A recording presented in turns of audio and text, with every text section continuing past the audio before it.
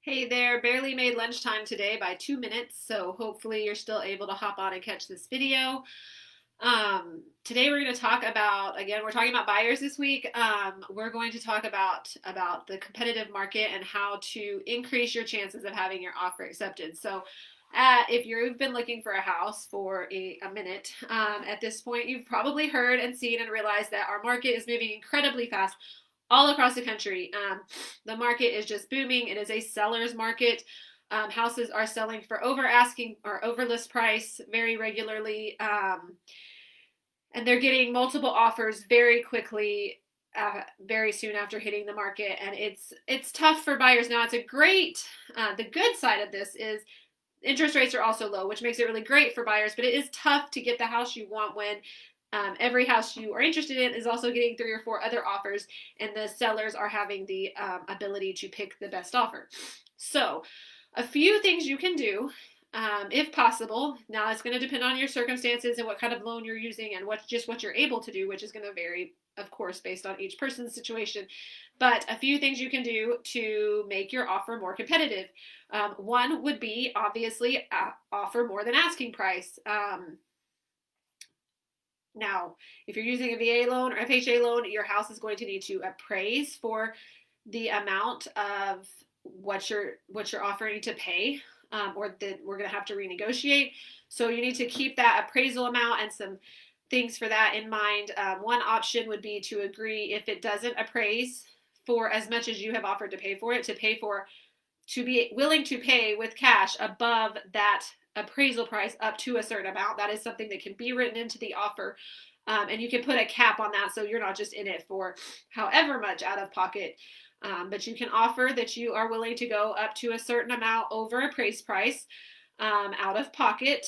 That's if you're using one of those types of loans, that is an option. Not putting very few or no contingencies on the offer helps, obviously. A very clean offer, straightforward, over asking. Not asking closing costs is a good idea in a competitive market if you can help it. If you cannot help it, account for that when you're figuring out your price to ask, or to offer. So offer more to offset what you're asking them to pay in closing costs if you can, and if you have to ask for closing costs. A short close time, again, we'll have to check with your lender, check with title, make sure that everybody can do it in this short time. So you can't offer a 2-week close if your lender can't close in 2 weeks. But as short as possible close time, that's a good idea in a competitive market.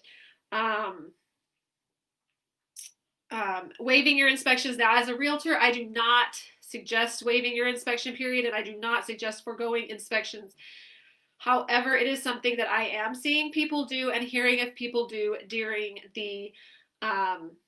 this competitive time to make their offer more appealing, because then the seller doesn't have to worry about that part of the process. Again, I do not recommend this as a realtor. I don't care how competitive it is. I think you should protect yourself. So if you do this, proceed with caution, lots of caution. In that there are situations where it might make sense, but just really think about that. Make sure you're willing to take on that chance, that risk, if you choose to use that particular piece of advice. Some people are asking, you're giving your earnest money. Some people are also giving a non-refundable deposit in addition to that earnest money, and saying that this one, if any reason the contract is canceled, that the sellers get to keep this money, that it is 100% non-refundable. Again, that's one I would very much caution you on to think through very carefully and make sure that that's something that makes sense in your situation. Because if it doesn't appraise, or if there's something concerning in the inspection, you may be in it. And we can also do when you're making an offer, what's called an escalation clause, where you offer X amount, but you agree to increase your offer price by a certain interval, by a certain amount of money, up to a certain amount of money over your offer price to exceed whatever the other offers are. I hope that makes sense. It's a little bit hard to explain without writing it out on paper. For example, and I'm going to use very easy numbers for this, so don't tell me to find you a house for this price, because I may not be able to. But for simplicity's sake, let's say you're going to offer $100,000, but there's multiple offers coming in. So you might say, you might write an escalation clause saying that you are willing to increase the offer price by $500 up to $2,000, by $500 over the next highest asking price up to $2,000 more than your current asking price, which means you're willing to go up to $102,000, but in increments of 500. So if somebody else, you offered 100, if somebody else offered 1015, you're willing to pay 102. Does that hopefully that makes sense. This is a way, it's kind of like bidding in an auction, but not.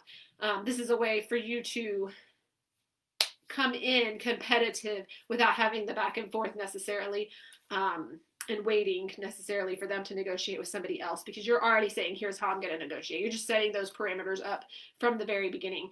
And they would have to prove what the other offer was, so that's how it protects you from paying more than what you really have to. So that's another option. Again, you're going to need to think about appraisals. You're going to need to think about things that might affect that, and if you're willing to pay for those. I've seen some people, I've had some of my clients write a letter to the sellers talking about why they want this house, what their vision is for it, what they look forward to doing and experiencing and having their family do in this house, and how they're going to enjoy it and love it.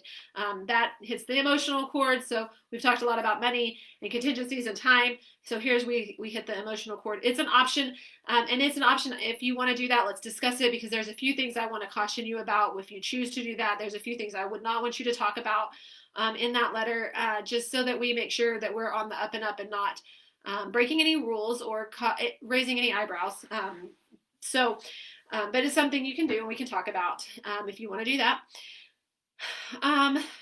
Short time frames would be another one.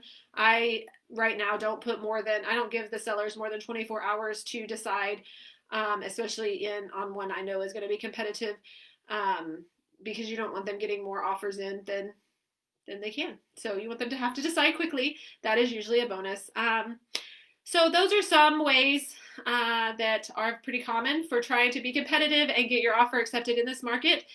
We can talk about any of those. We can discuss the best strategy for your situation and for the particular house. I mean, some houses are not as competitive as others, and you don't necessarily have to worry about it even in this market, but it's good to know what your options are. So those are a few, and there's, maybe a few more creative ideas I've got if needed. So that is definitely something I would discuss with you while writing the offer as your realtor, and try to make sure you are making the best decision. So if you want more information like this, tips and education on home buying, make sure you check out my Savvy Flint Hills Home Buyer group. And then check out tomorrow. I'll be back for one more this week, and then we'll have our weekend. So have a great rest of your Thursday, and talk to you tomorrow.